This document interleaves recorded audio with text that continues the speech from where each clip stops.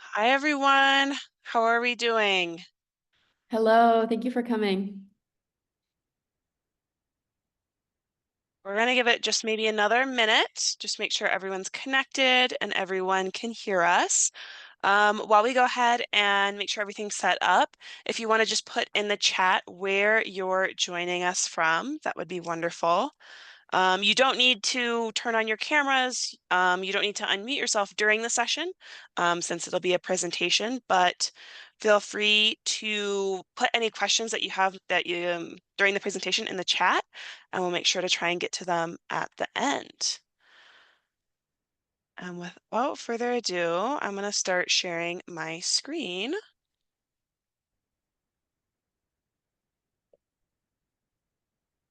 Okay, fantastic. So, all right, it looks like we have people joining from Puebla, Mexico City, Nicaragua. Welcome. Estado de Mexico, Nicaragua. Okay, awesome. All right, so hopefully everyone is here for the Undergraduate Academic Writing 101 session. If you're not here for that, you're more than welcome to stay, but we will be talking about undergraduate writing. So my name is Katie Lajoie. I'm one of the advisors that's based in Mexico City, and I, of course, cover the regions of Mexico City, the state of Mexico, and Morelos. Maya, would you like And to? yep, hi everybody. I'm Maya de la Torre. I'm also an Education USA advisor. I cover Oaxaca, Guerrero, Tabasco, and Veracruz. And we're going to get started. Thank you again for joining us today. So today we're going to talk about a general overview about the application and the essay writing process. So we're going to go over the application requirements, the Common App in general, and the essay topics, some tips for getting started, a few grammar points, generally how to revise your essay, and going over peer review. All right, let's start with the application requirements. So generally, every university is going to ask you to send in your high school diploma or an equivalent. Your transcripts, your academic records, all of that needs to be translated into English. Your standardized test scores, this depends on the program and this depends on the school, but most schools do require either the SAT or the ACT, depending on what you want to take or depending on what they require. If English is your second language, an English proficiency test, the TOEFL, IELTS, Duolingo are some of the most common, and your essays, which is what we're going to be talking about today, and a few letters of recommendation, usually from teachers or professors or people who know you in your professional or, academic fields. Okay, so let's start with the Common App. So the Common App is a very, very popular platform. It's used by over 900 universities. It allows you to apply to many universities at once. So instead of having to put in all of your biographical information, your name, date of birth, where you're from, all these things, you put it all into this one platform and it distributes it to the universities that you choose if they're on that platform. Most of them are. And it allows you to apply to multiple universities at once. Some universities do require you to write a separate essay, a supplemental essay just for that university, but generally you just send in your personal statement through the Common App. Um, yeah, yeah. So like it says here, additional application requirements such as specific essays and the application fee can all be paid on the platform. If you want to take a look at it, if you haven't already made a Common App profile, you can go ahead and do that with right here, the website, commonapp.org.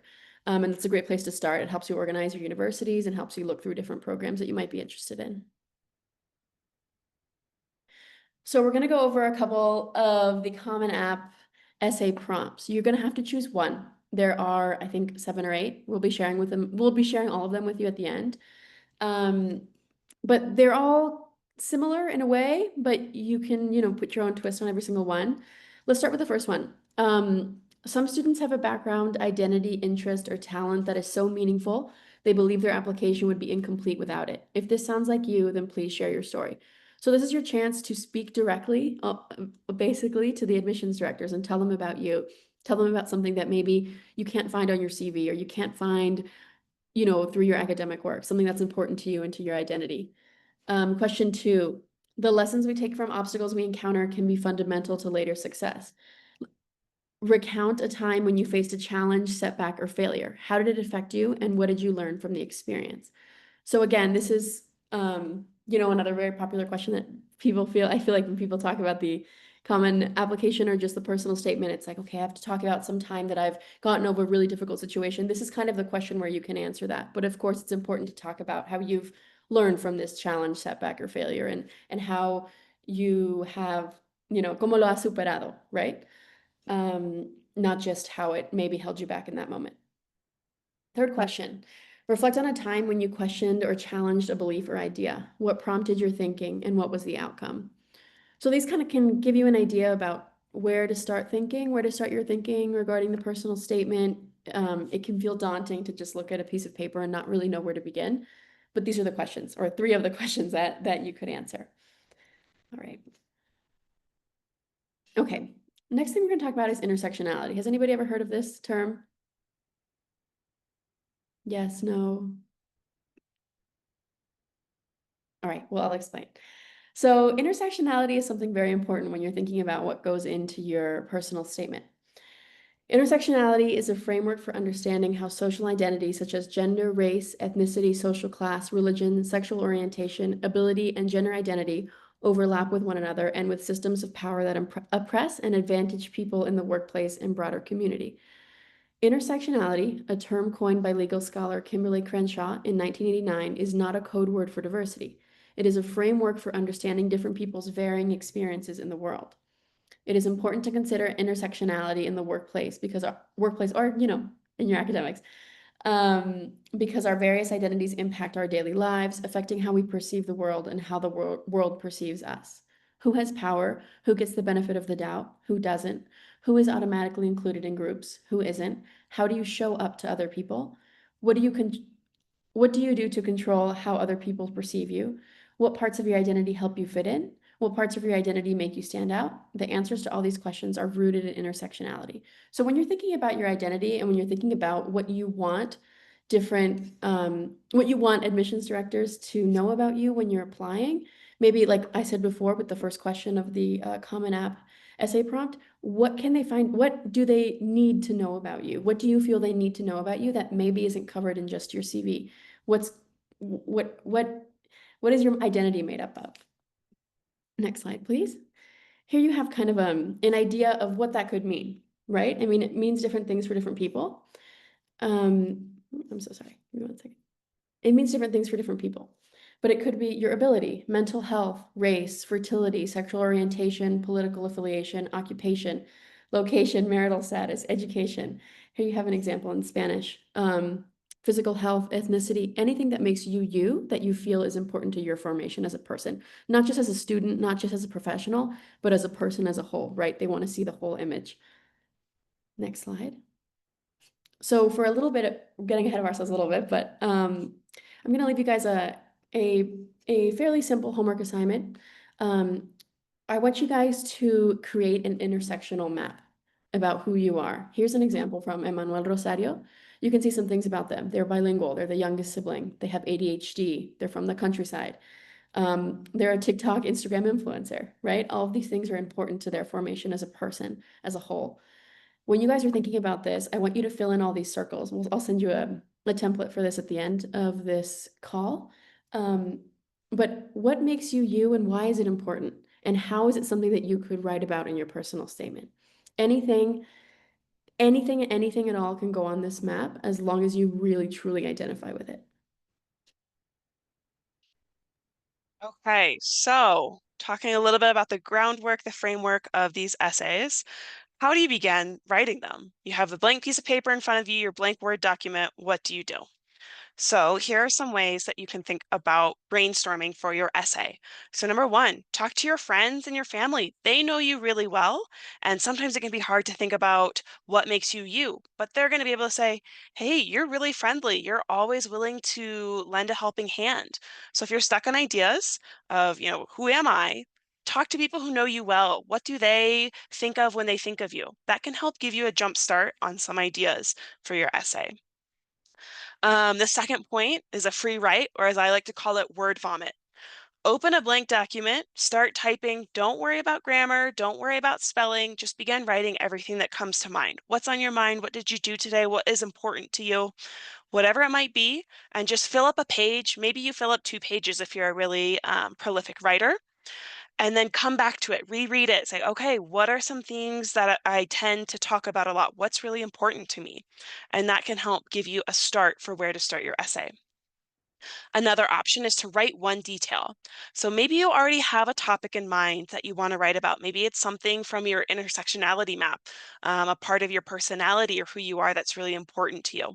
Begin by describing that in a lot of detail and starting to connect that to larger themes or ideas.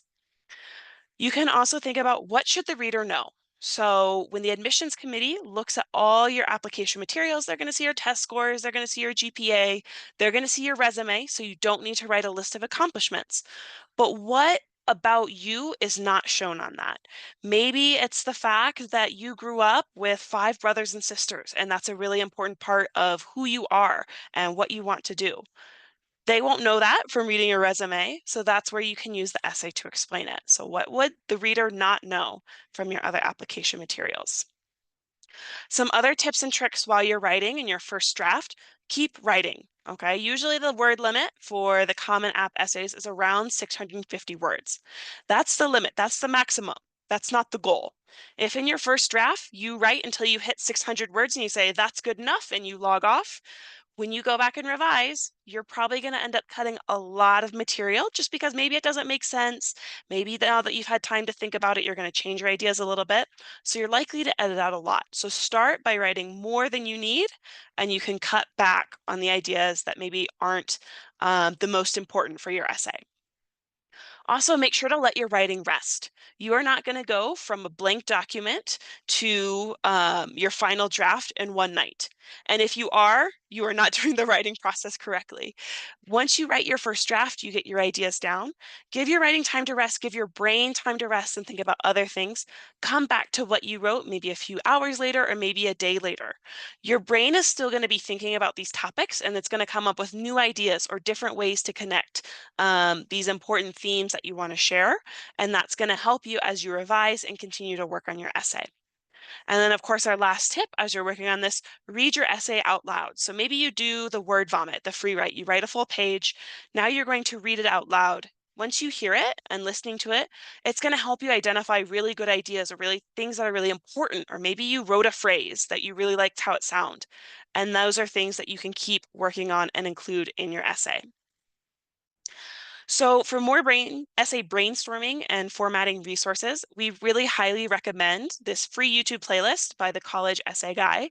As you can see in the little picture there, he's got 33 videos just on how to write your college essay. So he'll take you through brainstorming ideas, what makes a good essay, thinking about writing about maybe a common topic in a unique way, or writing about a unique topic that's really important to you. So we really recommend that. So College Essay Guy. 10 out of 10. Okay. So now we're going to get into some of the fun stuff, which I know everyone loves from their English classes, the grammar pointers. To start, we want to make sure that we have some interaction. So give me just 1 second. I'm going to make sure to get this poll started, but please get out your phone and scan this code real quick. It's going to take you to a poll where you can answer this question. How is writing different for the USA versus Mexico? What are maybe some things you notice, some opinions that you might have? What do you see as a big difference? So I'm going to stay on this page for another 30 seconds so you have a chance to scan the code, and then you should be able to post your answers and we'll go look at those in just a second.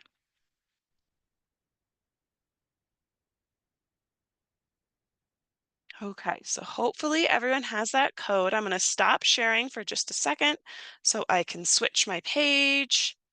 This is giving you time to type your answers. Hopefully they should be coming up here soon.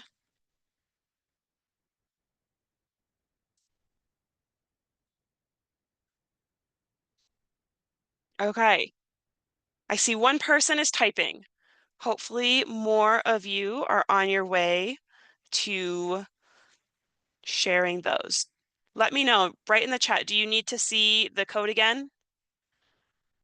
Okay, Angel needs to see the code again. I'm going to switch back so we can have another minute on the code. But while I'm doing that, make sure you're thinking.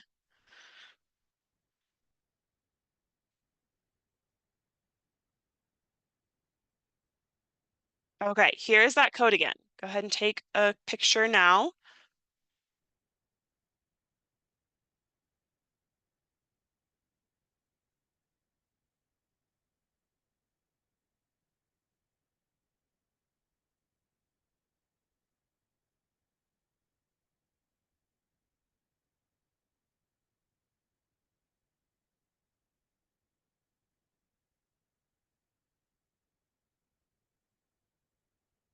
I'm going to switch back to the poll and see what we have. All right, now I see 4 people typing. Feeling good. You can just write in bullet points. They don't have to be in full sentences.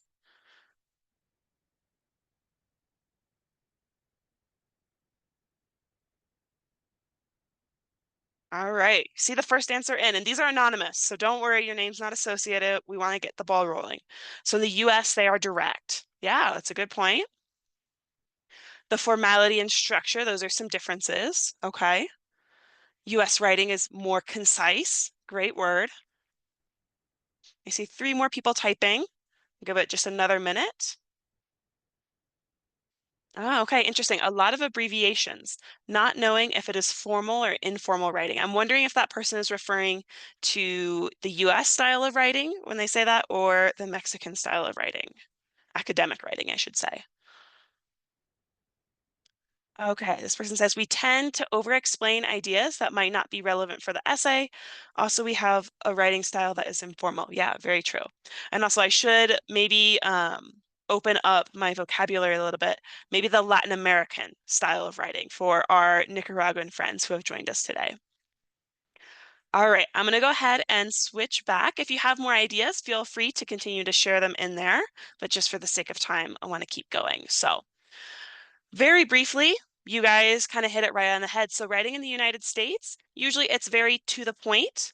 Usually it's pretty formal, at least in this context. You're not going to use texting abbreviations or things that you might post online. No hashtags, none of that.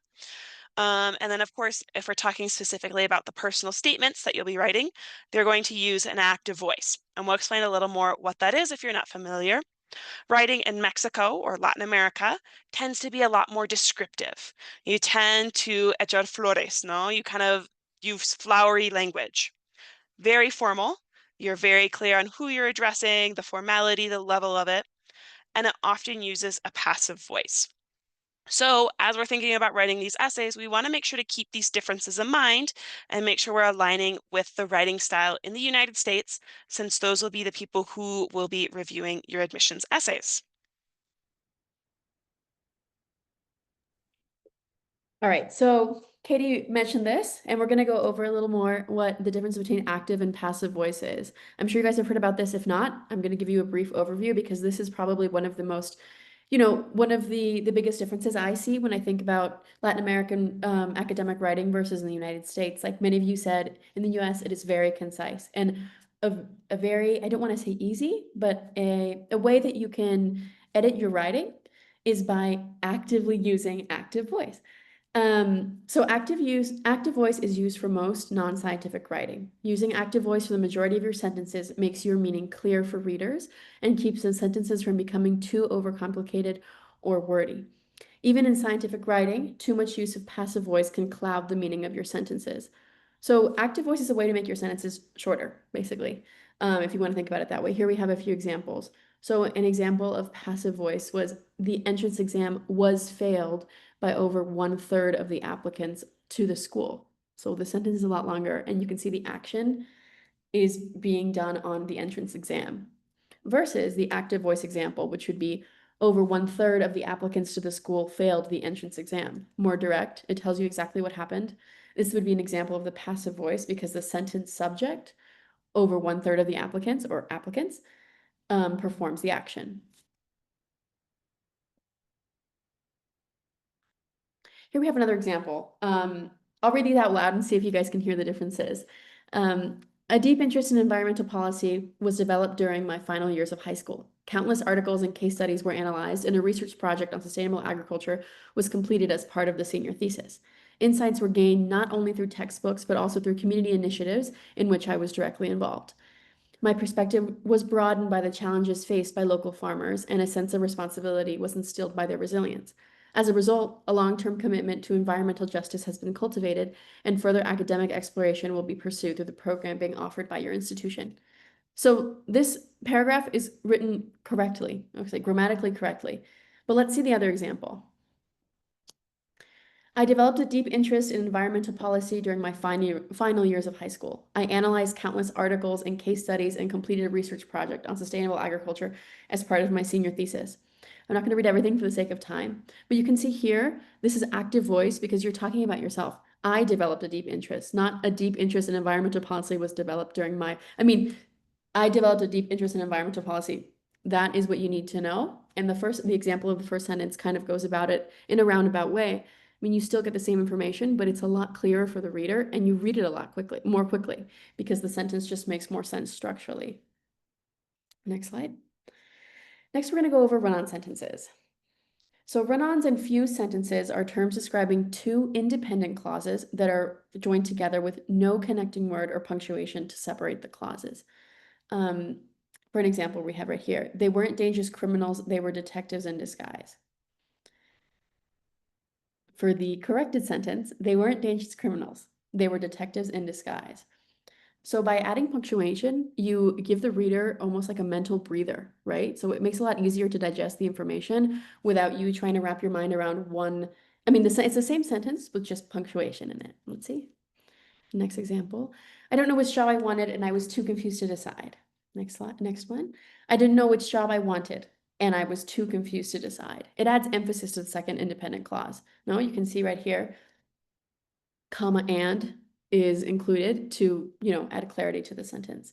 If your sentence is more than 2 lines, let's see, if your sentence is more than 2 lines on your page, it is a run-on. So you want to make sure your sentences aren't too long. You want to make sure that we have those mental breathers for the reader. This is where reading out loud helps a lot. If you are running out of breath just saying one sentence, you might want to consider that maybe it's a run-on.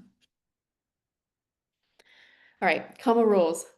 A little bit, it relates as well to run-ons and independent clauses and everything we just talked about, but here we go, some more information.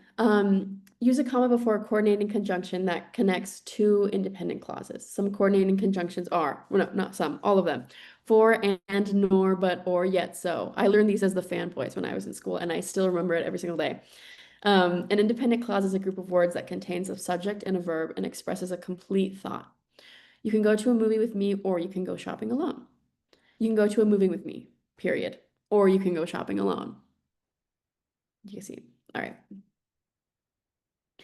You can also use a comma to separate items in a series.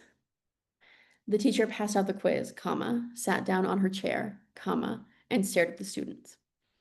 You also use a comma after any introductory element. So some hint words for this would be after, although, as, while, when, until, before, if, since. For example, here, if Sarah wants to memorize the poem, comma, she will have to practice every day. You also use commas to set up positives. This is kind of a confusing term, but it's really important. A noun or a phrase that renames a noun beside it. So for example, my uncle's car, a red Lamborghini, because the red Lamborghini describes your uncle's car, always gets attention on the road. You also use commas to separate coordinating adjectives. So coordinating adjectives are words that apply to and describe some attribute of the same noun or subject. For example, the man lived a long, happy life. So here you have that mental pause again, a long, happy life, because it's still describing the life, right? Okay, now we're into my favorite part. Things not to do. Write this in red if you're taking notes. Don't do these things. So first of all, using AI. This is going to come with a caveat. I'm going to explain it a little more. So AI sources, like our best friend, ChatGPT, are incredible resources especially for writing in our non-native language. But they're only going to help you if you use them correctly, right? So AI can assist with your research, maybe brainstorming topics and checking for errors in your grammatical essay. But AI cannot explain your emotions. It cannot explain your experiences. It cannot use your unique writing style. and it cannot show your true identity. Okay? So, with that being said, we encourage the clever, ethical, and strategic use of AI. What does that mean? How can I use AI in a clever, ethical, and strategic way? Don't go to ChatGPT and say, ChatGPT, write me an admissions essay for MIT. Bad idea. ChatGPT doesn't know you. It's not your friend, it's a tool. And it's just going to make up some general things. It's not going to tell the admissions committee who you are. What ChatGPT can do is help you review your essay. And I really recommend that you use some specific questions that you'll ask the ChatGPT to help get the feedback that you want. So let's say, for example, you've been writing your admissions essay to University of Idaho and you feel like, okay, I'm talking about something that's really important to me. I'm showing the committee something that I think they won't see from the rest of my application, but I want a little extra support. I'm going to go to ChatGPT and say, hey, ChatGPT, can you review the grammar and clarity on this essay and give me suggestions for improvement? And maybe ChatGPT will come back and say, the way you start your essay in the middle of your experience riding horses when you were growing up is a little bit confusing. You should change your third paragraph and your first paragraph for better flow. Awesome. That's a great improvement that I can make for my essay, and it'll make it make more sense. Maybe I'll go to ChatGPT and say, can you review this essay and tell me what values I'm demonstrating? Maybe I really want to make sure that the review committee knows that I'm very honest and caring and I'm very community service oriented. But I send my essay to ChatGPT and ChatGPT says, this shows that you're very competitive and you're academically driven. I go, oh, that's not really what I was trying to show. Those are all good qualities that you might want to show in your essay, but it depends on who you are and maybe the school and the program that you're applying to, right? Or maybe what you do is you go to ChatGPT and say, ChatGPT, here's my first draft essay, here's my resume. Can you review both of these and tell me if there's any information that's repetitive between the two essays? Maybe I talk about computer science club in my resume and I'm president and I was vice president and it's a whole big section on my resume. And then I'm talking about it again in my essay and ChatGPT might say, I kind of feel like there might be more to know than just computer science club. Maybe there's something else, another lesson that you learned through that you can write about in your essay. Okay. Those are some good ways to use AI to help you improve your essays and really take it to the next step. Don't go to ChatGPT and say, write me an admissions essay. It will not be good. And we've talked with a lot of admissions readers, people who read the essays, and they know when people are using ChatGPT. Usually that won't mean that you're eliminated, but remember, this is the first impression that you're making on someone. If your first impression is, they couldn't even write a short essay, not so good. So don't use ChatGPT to write your essays, use it to revise your essays. Don't plagiarize. Just like I said with ChatGPT, plagiarism is the practice of taking someone else's work and ideas and passing them off as your own. So if Maya and I are both applying to programs and we want to study economics, and Maya writes this really great essay, and I read it and I say, well, I'm applying to different schools than Maya. I'm just going to put my name on it and it'll be fine. That is plagiarism. And I want to be very clear, academic dishonesty is taken very seriously in the US. If you do that, for example, with a essay that you write for a class in university, you can be expelled from the school. They might kick you out for doing that. So don't start your college journey on the wrong foot. Make sure that what you're writing is your own work. And of course, people are able to check if you're using someone else's published work. If you search online admissions essay to Harvard and you download one off the internet, they're going to know that you didn't write that and they will probably not accept your application.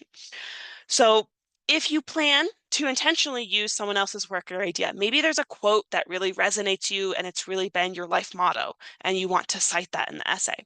There are ways to cite that correctly and accurately, but I do want to caveat and say you probably shouldn't be using other people's work in your personal statement, right? It's about you, it's about your experiences. You shouldn't have to cite other people's work. All right, so now you've got an essay, you're working on revising it, maybe you're asking ChatGPT for some support, but you want to know the other things that you should be looking for. So why is it important? course, the first essay you write will not be the one you submit.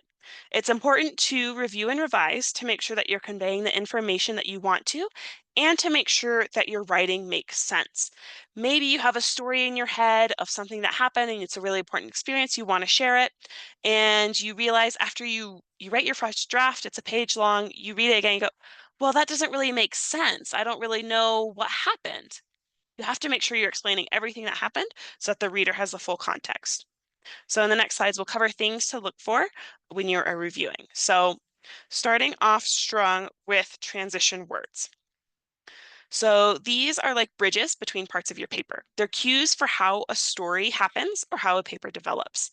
So transition words or phrases can help carry a thought from one sentence to another, one idea to another, and from one paragraph to another. Transition words link sentences and paragraphs together smoothly so that there are no jumps or breaks in ideas, so that your reader can follow your story. They understand the point that you're trying to get across. And if you want to see more about transitions and transition words, you can check out this resource. If you search Purdue OWL writing transition words, it'll bring up the website, and that's got a whole bunch of resources for writing, not just for your personal essays, in case you want to check that out. But just to give you some examples. Oh, looks like my slide's stuck. To it. You want me to share, Katie? I think I should be good. Okay. Here we go. All right, so some transition words, we have the additive words. So this would be a great time if you have your camera or your phone with you to start taking pictures. We're not going to go through and read every single one of these words. You guys can do that. So hopefully you have your cameras out. I'd recommend taking a picture of this slide. This is when you have one concept and you're adding another idea to it. How can you use that? Add a transition words, such as maybe you're giving an example. Similarly to what I just said, this also happened to me and it taught me about leadership. Okay, so hopefully you have a picture of that. If you want to contrast two ideas, if you want to say, um, family was really important to me growing up. However, I made the best friends in computer science club. So however is an example. Nonetheless, even though in any event, most importantly, to really emphasize a point. So hopefully you have a picture of this slide as well.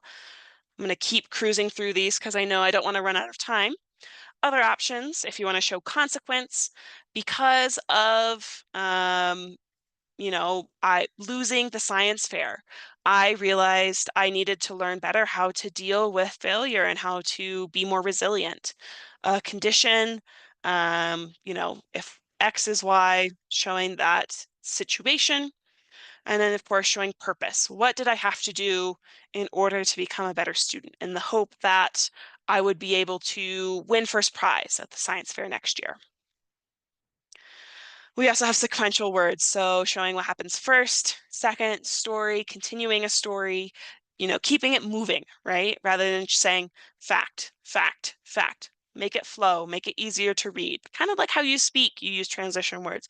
Want to make sure to include those in your writing as well. All right, now back to Maya. It's also important to talk about level of formality, not just with your writing, but also the way you communicate with different professionals, different people in the academic world. Although US style academic writing is not as formal as Mexican style academic writing, it's still very, very important to use the correct level of formality to show respect for the reader and to show your writing skills. You want the reader to know that they're reading it, that you respect the fact that they're taking the time to learn more about you, about who you are, and about why you're writing. You don't just want to say, "Hey, this is me." Right? You want them to feel respected. You want them to feel kind of special that they get the chance to know you, right? So we're going to go over, if you can take out your phone again and take some more photos of this. We have a little bit, a few more tips, a few more charts for you. Um, Here are a few words to avoid. A bit. Instead, how would you guys say it? If you guys want to leave in the chat.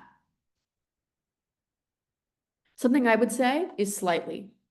The interviews were slightly, you know, a lot, a couple of. You also don't want to be using contractions. Isn't, you can say is not. Can't, can not. Doesn't, does not, right? You want to avoid kind of, sort of, and till. You want to say until, right? Complete the word. Let's see. Next slide. Informal sentence starters. Here we can go back to the transition words that Katie was talking about. You don't want to use words like plus, so, and, besides. You want to use a more formal option, right? Words that might be too vague, right? You want to be direct. You want to be concise and direct and formal. People are concerned about their stuff. What stuff? Just say the stuff that you're talking about, right? The report presents many things. What are those things? Give an example. People are interested in you and they want to know what things you're talking about. The topic has interested researchers for a while. What does that mean? I mean, what does it mean, right? You want to be as specific as you can be without being too wordy and explaining too much, but you want the reader to have an idea about what you're talking about. Something that might be too exaggerated, right? Researchers always argue that. Nobody always, right? What do you mean when you say that? It's common, very common, uncommon? Be more specific. The perfect solution to the problem, nothing is perfect. And I don't know, another solution for a problem or an alternative solution, right? You want to be more specific and give examples. Really so and super. I see these a lot in early drafts of essays. You don't want to say things like really so or super. This is way too casual. You're speaking to the admissions counselors, right? You're not speaking to a friend. Words that are too subjective, beautiful, ugly, wonderful, horrible. Expressing your opinion is not wrong, but you should use opinion words carefully and try and let the facts speak for themselves by using less biased language. You might be insulting something that somebody likes, right? It's not obvious for everybody. The results obviously indicate, but maybe it's obvious for you because you've been researching this study for 4 years. It's obvious to you, but it's not obvious to the reader. And it's also not obvious to the reader that you have some, unique background that you want to explain, right? You have to keep in mind that this is the first time somebody's meeting you, right? First time somebody's getting an introduction to who you are, and you want to be as clear as possible so that they get the best idea, right? Right. So we've got a couple more tips for you. So here we've got just 5 simple tips, things that you can use when you're revising to immediately improve your writing, to take it to that next level, right? So participles, absolutes, adjectives out of place, vivid verbs, similes, and metaphors. And let me explain those rather than just giving you a list. So participles. So that is when your verb ends in ing or ed, and you place it at the beginning of the sentence.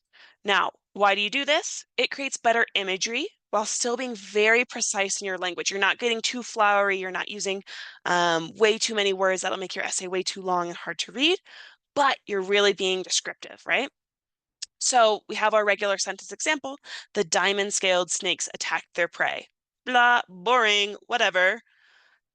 We can make it better if we started off with some participles. Hissing and slithering, the diamond-scaled snakes attack their prey. Now, I'm not sure if anyone will be writing about diamond-scaled snakes in their essays for their personal statements, but hissing and slithering, it really describes their movement. What were they doing? It gives you an image in your mind, which will also help the reader, become more engaged in your essay. So now absolute. So what's an absolute? It's a two-word combination, which is a noun and a participle, so the ing or an ed verb, added onto a sentence. Or such a combination used to launch a descriptive phrase. So I'm going to give you some examples of those. So we have our regular example. The cat climbed the tree. Blah, boring, whatever. Better, I'm going to give you an image. Feet kicking. The cat climbed the tree. So here we have feet, which is our noun, and kicking, which is our participle verb, and we add it to the beginning of the sentence to better describe what the cat was doing. What did it look like? Paint a picture for the reader. Or if you want to use an absolute as a phrase, you could say feet kicking on the slick birch branch. The cat climbed the tree. And the fun part about that one is it's also a bit of a tongue twister. So it can help make it a little more fun when you're revising your essay, when you're practicing. But of course, you're creating images for the reader without becoming too flowery in your language. You're still being concise, but the reader can visualize what you're talking about. Adjectives placed out of order. So instead of stringing three adjectives in a row, place one before the noun and the rest after the noun. So we're not talking about how in English adjectives have the certain order based on what they describe. We're talking about moving some around the noun. So don't change the order of how they're supposed to go. They're supposed to go like that, but change where they are relative to the noun. Let me show you. So the large, red-eyed, angry bull charged the matador. So large, red-eyed, and angry are three adjectives. But if we switch them around, the large bull, red-eyed and angry, charged the matador. So we're changing the location of bull, which you're saying is a large bull, and then we're also adding on he's red-eyed and angry. Okay, it helps create a different sensation, a different image for the reader. All right, on to vivid verbs. So you want to avoid overusing the verb to be in all its forms. So is, are, was, were.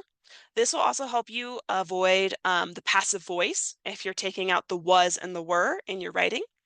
Instead, try and energize, shake up your writing with more descriptive verbs. So if I say the gravel road was on the left side of the barn, boring, whatever, who cares?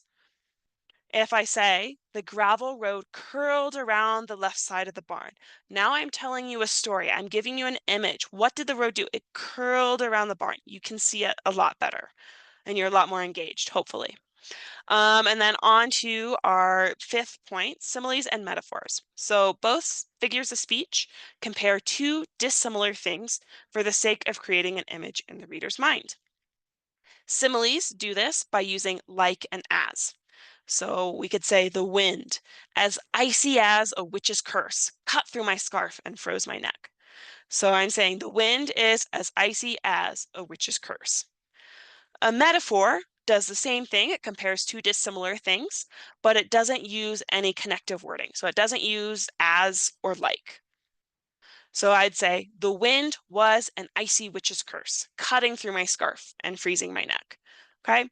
What is a wind? It's an icy witch's curse without using the connective wording. All right, thank you, Katie. We're going to go over a few other revision tips that might help you when you're writing your first few drafts. So to repeat, read your essay out loud. Read it to yourself, read it to somebody else. Hearing your writing can help you catch grammatical errors as well as review the flow of your essay to make sure that you transition between paragraphs well. Remember those transition words. You can also have your computer read your essay out loud to you. What would it sound like to have somebody else be reading this essay? How were they perceiving it? You know, you put yourself in their shoes. It also helps me a lot to record myself reading it. I know it's a little bit uncomfortable sometimes, but it really, really does help you, push. If you yourself sound a little, unsure when you're reading it out loud to yourself, then maybe that sentence is a little bit awkward. You might want to change the wording, right? It also helps to have a friend or a parent or an advisor. One of us can help you with this. We can read it out loud to you, or you can read it out loud to us, and we can kind of go sentence by sentence, catching little errors, right? Something that helps too is to begin at the end of your essay. To help catch grammar slip-ups, read your essay starting with the last sentence. If the grammar makes sense, then read the second to last sentence and so on and so forth. This also helps you not just with the grammar, but also just structurally. You want your conclusion to tie back to your opening paragraph or even your opening sentence or your thesis. I had a professor at university who always told me that your essay, you know you've written a good essay when it makes sense if you take the last sentence of your writing and you add it and you put it as the first sentence of your essay. If the whole thing is concise, if the whole thing has a good story running through it, it won't be an issue. It'll still be understandable. It'll still be a good essay. That basically ensures that you've tied the whole thing into a neat little circle, right? You also want to ask others to read your essay for you, maybe not out loud.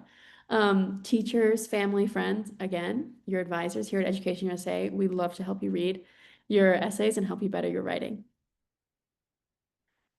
I just want to add, if you're not already working with your Education USA advisor, don't send them an email and say, hey, can you review my essay? They don't know you. Make sure that you're talking with them. They know maybe what universities you're looking to apply to. They know a little bit about you, so then they can really help you say, listen, maybe I see Ian's in the chat. Ian, I know you from the sessions that we've had. You've been coming to a lot of different events. I think that you also show this skill and you should talk about it in your essay. If they don't know who you are, they're not going to be able to give you that feedback. And they might not have a lot of time to be able to help review it. Yes, please, please give us a little bit more background. Next, we're going to talk about the peer review. If you guys could leave in the chat if you are familiar with what a peer review is, or if you've ever done a peer review on an essay, or just say yes or no, because this is important for our process. No, no for peer review. Yeah, this is pretty common in the United States. Um, a lot of academic writing goes through a lot of peer review. So the goal of peer review is to receive feedback on your essay from other students who are working on the same goal of creating their essay. So in the academic world, I guess in academic writing, it's you have your peers in terms of, fellow researchers or fellow professors in the same, department are interested in the same topic. And they're telling you, okay, you should include this, you should not include this. Um, Peer reviews should be focused on one or two aspects, grammar and transition words or run-on sentences and storytelling. So you could have, it's very detail oriented, right? It's done on drafts that have already been reviewed by yourself. So it's not just your bullet point list and someone's telling you this is how you should create it. No, no, no. You want to have a pretty solid draft ready before it goes to peer review. Through peer review, you can also receive constructive feedback. It helps point out the things that the writer does well and offer suggestions for things they can improve. I want to note that this constructive feedback, sometimes it can be hard to receive. I know I have trouble sometimes seeing things on my writing that says, oh, I don't like the wording of this, and I feel, it's something personal, but it's really not. It's really not because the other person is more likely to understand your point of view, why you worded it this way, but also they're able to tell you, hey, it's a little bit confusing. Let's reword it and let's think about how you can include this in a better way, right? It's not necessarily that your writing is bad. It's that there's a way that you can always make it better. And that's how you can use peer review. For those of you who are opportunity funds grantees, we will be conducting peer reviews. You will be knowing who you're reviewing, and they will be knowing who is reviewing their essays as well. But just to give you kind of a heads up, we're going to be talking more about this, but later on in the process. But just so you know that peer review is part of it. It's a very important part of academic writing in the United States, and we think it's a great way for you guys to better your writing, to get to know each other, and to see from other people who are kind of in the same place as you academically. Next, we left you guys a bit of homework, some useful information as well, a little bit of, recap for what we talked about today. If you want to scan this code, it's going to send you to a PDF, and there you can find a few links, more examples um, of information that might be useful when you're starting your first few drafts. Right, so while you guys scan that and get to the PDF, make sure you save it once you open that PDF wherever is easiest for you to access. That way you can still use it and work with it as you start writing your essays or as you continue to work on them. If anyone has any questions, we've still got a few extra minutes at the very end. Feel free to start writing those in the chat, or you can also raise your hand and we'll call on you and you can unmute yourself. If you want us to go back to anything, maybe you didn't get a picture of one of the slides, let us know. We can go back to that as well. Otherwise, we are here until 7 for all of your questions, comments, queries, and concerns.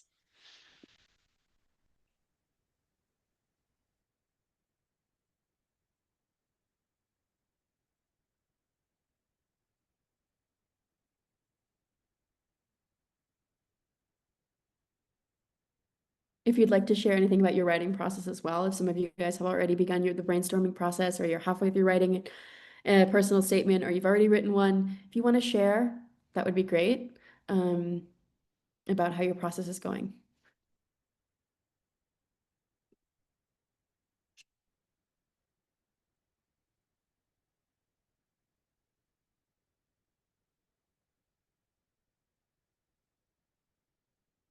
Okay, here's a great question. Does my essay necessarily have to be about me, or can I write about something else? I think for the personal statement, it is important that you do tie in some kind of your personal experience into that, because they want to know, they meaning the admissions council wants to know more about you. They don't, okay, great. Somebody else did this project, but that doesn't really have to do with you as a person. If there was something that happened outside of you that impacted you as a student, you as a professional, um, sure, you can absolutely write about that. And if you scan the link, we also have the complete list of Common App essay prompts. There's one at the end that says, write about anything. Literally, it says, write about anything. Yeah, That, yeah. I just wanted to come back to the Common App essay prompts. Um, they're going to ask about you, right? You got to talk about you. Maybe it's something that happened, like Maya said, in your life. It was a really important event, but you need to talk about how it impacted you, what you did, what you experienced, what skills you gained, et cetera, for it to really be the personal statement. Next question here. How do I know my essay is ready? That is a great question. Um, so I guess you could say that you never really know that your essay is completely ready, but that's not really the answer that people want to hear, right? You're going to want to make sure that you've reviewed it with a lot of people, that you've read it many times, that you are, directly answering the question. You don't want to go on a tangent about something else and use up all the words that you can use.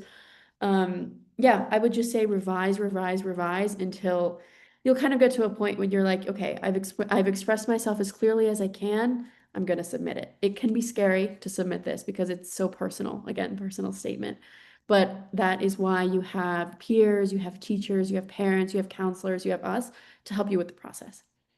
And I would just add to what Maya said. Maya and I both did our undergraduate degrees in the United States, so we did this whole essay writing process as well. Um, I like to use the same person for peer review, so I leaned a lot on my friends who knew me really well, and they read my essays multiple times, and I, of course, read their essays multiple times to help each other out. That way they can see what is the evolution of this document. Is Katie getting closer to the point of who the Katie I know in my personal life is? And then I think I knew my essay was ready. I had my parents read it and they said, yeah, they gave me some feedback, some light feedback. And I said, yeah, we think this really demonstrates who you are. That might not be an option for everyone, but think about people who know you really well and maybe save their peer review or their feedback on your essay, maybe towards the fourth or fifth or sixth draft when you're getting closer to the end, because they'll have a really good idea of is this person showing who they really are. Yeah, exactly. Lean on your community, lean on people who know you well.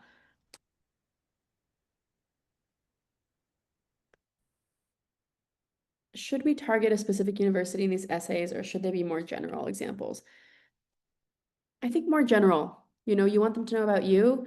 I mean, if you're applying to a specific program, it depends on the different universities. You might have to write supplemental essays specifically for the university. They'll ask you, for example, I went to University of Vermont and I said, I don't remember exactly which prompt I answered. I think I answered the one that says write about anything, but I did not write about anything having to do with the university. And I wrote a separate essay for why I wanted to go to the university. And I tied in some things that I'd mentioned in my personal statement.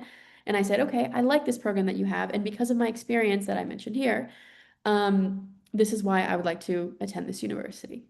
So they are different, and you also don't want to list, your university has this many faculties. No, no, no. You want to write about yourself. It's about you.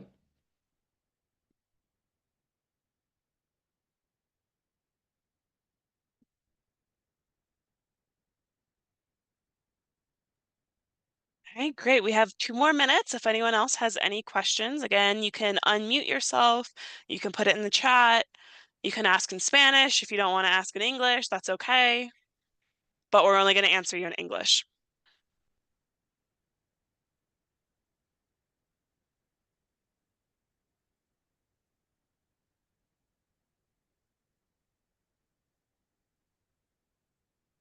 All right. Looks like we have no more questions. Perfect. Thank you guys so much for joining us today. Again, if you want to review the link if you want to scan the QR code and check out that PDF with all of the helpful information. Let me see. Oh, sorry. One more question. The limit is 650 words. Yes, but that doesn't mean you have to write 650. Oftentimes, 650 is too many words. So you want to be as concise as possible. The limit is 650. Can I write more words? No. Yeah, limits are strict limits. Yeah. If you write 651, usually if you're applying on the Common App, it will cut off the last word. So if you're writing 800 words, you're going to end your essay in the middle of a paragraph probably. So 650 or whatever the word limit is a strict limit. All right, and went ahead and put the QR code up one last time for anyone who didn't get the homework. But with that, I think we want to say thank you to everyone who attended. Thank you for paying attention, for your great questions.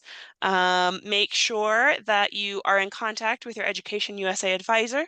If it's not someone here in Mexico, make sure to get in contact with Education USA Nicaragua or from wherever you may be from. And yeah, thank you so much. Maya, anything to say? Of No, just thank you again for your time, for your attention, and I hope this was helpful. course, and good luck with your essays. Bye. Have a good night.